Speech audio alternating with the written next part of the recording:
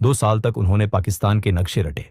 उनका निशाना था पाकिस्तान आर्मी। उन्होंने पाकिस्तानी फौज की हर हरकत पर नजर रखी। एक भारतीय जासूस का पाकिस्तानी सेना में मेजर बनना। उस वक्त डॉक्टर AQ खान पाकिस्तान का एटम बम बना रहे थे।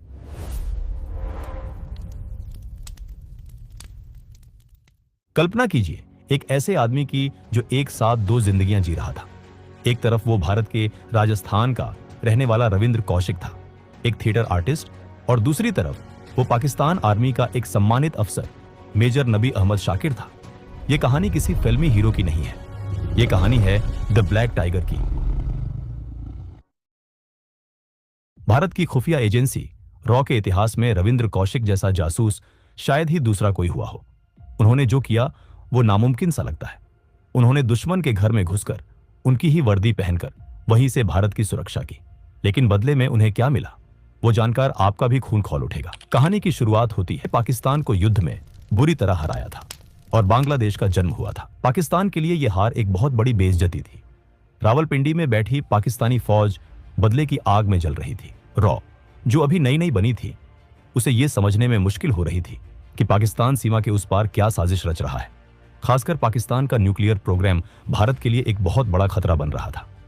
भारतीय खुफिया एजेंसियों को समझ आ गया था कि अगर पाकिस्तान के इरादों को जानना है तो हमें वहां कोई अपना आदमी भेजना होगा, एक डीप कवर एजेंट। और इसी तलाश ने रॉ को पहुंचाया राजस्थान के श्रीगंगानगर में। रविंद्र कौशिक का जन्म 1952 में श्रीगंगानगर में हुआ था। यह शहर पाकिस्तान बॉर्डर के बिल्कुल पास है।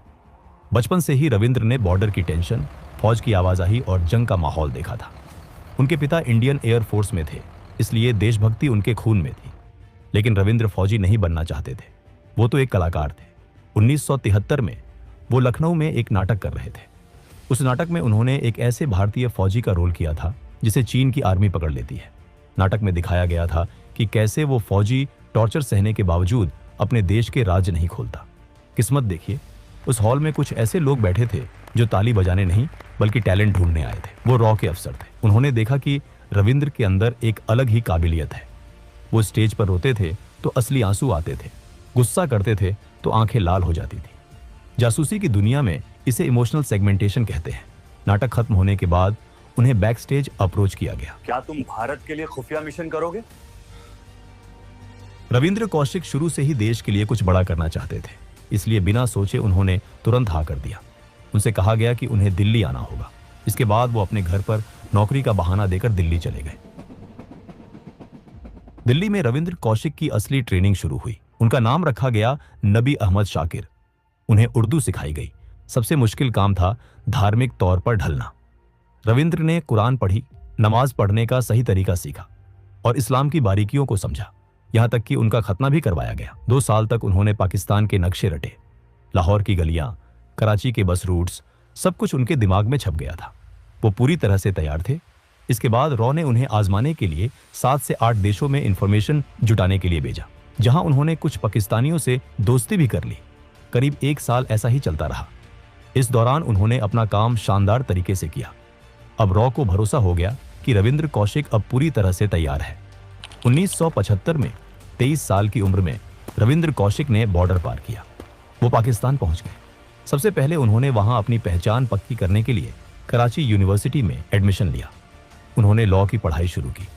उन्होंने अपनी डिग्री पूरी की और सिर्फ पास नहीं हुए बल्कि अच्छे नंबर लाए। लेकिन उनका मिशन सिर्फ वकील बनना नहीं था, उनका निशाना था पाकिस्तान आर्मी। पढ़ाई के बाद उन्होंने पाकिस्तान आर्मी में ज्वाइन करने की कोशिश की। तभी किस्मत ने एक बड़ा मौका दिया। पाकिस्तानी मिलिट्री के अकाउंट्स डिपार्टमेंट में वैकेंसी निकली। रॉ से हरी झंडी मिलते ही रविंद्र ने अप्लाई किया। ये उनकी जबरदस्त काबिलियत ही थी कि उन्होंने पहले ही प्रयास में इस कठिन परीक्षा को पास कर लिया। इसके बाद उन्हें पाकिस्तानी सेना में एक कमीशन्ड अफसर के तौर पर तैनात किया गया। ये विभाग सेना की नब्ज होता है। फौज टैंक कहां भेज रही है, नए बंकर्स कहां बन रहे हैं, परमाणु वैज्ञानिकों को सैलरी कितनी मिल रही है, ये सब हिसाब अकाउंट्स डिपार्टमेंट के पास होता है। इस पद पर रहते हुए उन्होंने पाकिस्तानी फौज की हर हरकत पर नजर रखी। सब जानकारी वो भारत भेजते रहे। उस दौर में आज जैसा हाईटेक कम्युनिकेशन नहीं था, इसलिए एक जासूस का काम और भी जानलेवा था। अपनी रिपोर्ट्स भेजने के लिए रविंद्र को पोस्टल सिस्टम का सहारा लेना पड़ता था। वो इनविजिबल इंक से खत लिखते, जिसे पहले कुवैत या दुबई भेजा जाता था। वहां से भारतीय एजेंट्स उसे दिल्ली पहुंचाते। अपनी कवर को और मजबूत करने के लिए